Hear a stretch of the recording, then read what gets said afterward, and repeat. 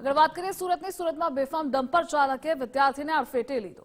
પૂર ઝડપે આવેલા ડમ્પરે વિદ્યાર્થીને અડફેટે લીધો। વિદ્યાર્થીને કમર અને પગના ભાગે ઈજા પહોંચી હતી। સમગ્ર ઘટનાના સીસીટીવી પણ સામે આવ્યા છે। સાયકલ પર જઈ રહેલા વિદ્યાર્થીને અડફેટે લીધો હતો। દ્રશ્યો ટીવી સ્ક્રીન પર આપ જોઈ રહ્યા છો। વિદ્યાર્થી સાયકલ પર જઈ રહ્યો હતો અને બીજી તરફ પૂરપાટ ઝડપે ડમ્પર ચાલકે આવી અકસ્માત સર્જ્યો છે, અડફેટે લીધો છે। જો કે વિદ્યાર્થીને હાલ સારવાર માટે ખસેડવામાં આવ્યો છે। વિદ્યાર્થીના પિતાની ફરિયાદના આધારે પોલીસે તપાસ તેજ કરી છે। અને આજ મુદ્દે આપણી સાથે સંવાદદાતા રાકેશ જોડાયેલા છે। રાકેશ, બેફામ ડમ્પર ચાલકે વિદ્યાર્થીને અડફેટે લીધો છે। અકસ્માતની ઘટનાને લઈ અપડેટ શું છે તે જણાવશો।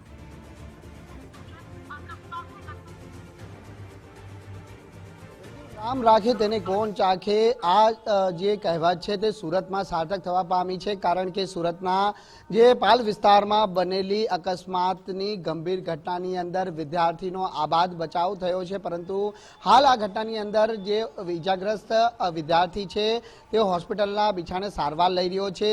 સમગ્ર ઘટના પર નજર કરવામાં આવે તો 16મી નવેમ્બરના રોજ સુરતના પાલ વિસ્તારમાં આવેલા મોનાક સર્કલ પાસે આ ઘટના બની હતી। બપોરના 3 વાગ્યાનો સમય હતો અને એ સમય દરમિયાન છે તે વિદ્યાર્થી સિગ્નલ પરથી પોતાની સાયકલ લઈ અને પસાર થઈ રહ્યો હતો। બીજી તરફનું જે સિગ્નલ હતું તે બંધ થતા એ સિગ્નલ ઉપરથી બેફામ બનેલા ટ્રકનો ચાલક છે તે પસાર થઈ રહ્યો હતો અને એકાએક એક તરફ સિગ્નલ બંધ થવું જોવા મળ્યું અને બીજી તરફ સિગ્નલ શરૂ થવાનું થયું। એટલે આ બંનેના જે તફાવત વચ્ચે છે તે અકસ્માતની ઘટના બની, પરંતુ આ સમગ્ર જે ઘટના છે તે પોલીસ માટે તપાસનો વિષય બની રહે છે। કારણ કે ઘટનાની અંદર સ્પષ્ટપણે જોવા મળી રહ્યું છે કે 4 રસ્તા હોય તો સ્વાભાવિક છે કે ટ્રકની જે સ્પીડ છે તે લિમિટમાં હોવી જોઈએ, પરંતુ એવું જોવા નથી મળ્યું। કારણ કે ટ્રકનો ચાલક બેફામ જોવા મળી રહ્યો છે અને તે દરમિયાન જ્યારે સિગ્નલ પરથી વિદ્યાર્થી સાયકલ લઈને પસાર થાય છે ત્યારે વિદ્યાર્થીને બેફામ રીતે ટ્રકના ચાલક છે તે અડફેટે લે છે અને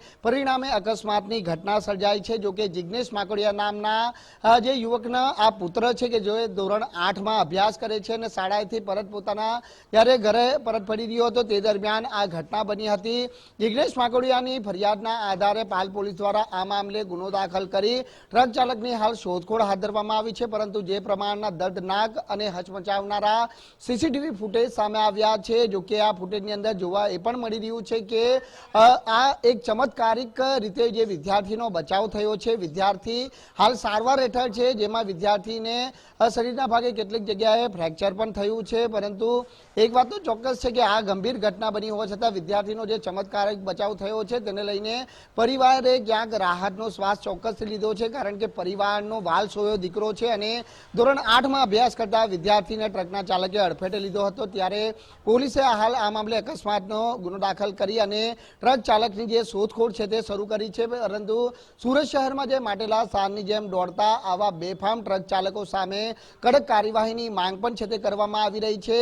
સુરત શહેર ટ્રાફિક પોલીસની નિષ્ક્રિયતાના પગલે આવા ટ્રક ચાલકો છે તે બેફામ બન્યા છે કે જે દિવસ દરમિયાન પણ બેફામ રીતે ટ્રક હંકારી અને આવા અવારનવાર અકસ્માતો છે તે કરતા હોય છે। પરંતુ જે ચોક્કસ કાર્યવાહી ન કરવાના કારણે આવા ટ્રક ચાલકોની હિંમત છે તે વધી છે અને પરિણામે જે ટ્રાફિક સિગ્નલ હોય છે ત્યાં પણ પોતાની સ્પીડ છે તે લિમિટમાં રાખતા નથી અને બેફામ રીતે ટ્રક હંકારી આ પ્રમાણે અકસ્માતની ઘટનાને જાણે આમંત્રણ આપતા હોય તે પ્રકારની સ્થિતિનું હાલ નિર્માણ થયું છે। જી રાકેશ, જોડાવા બદલ આભાર આપનો।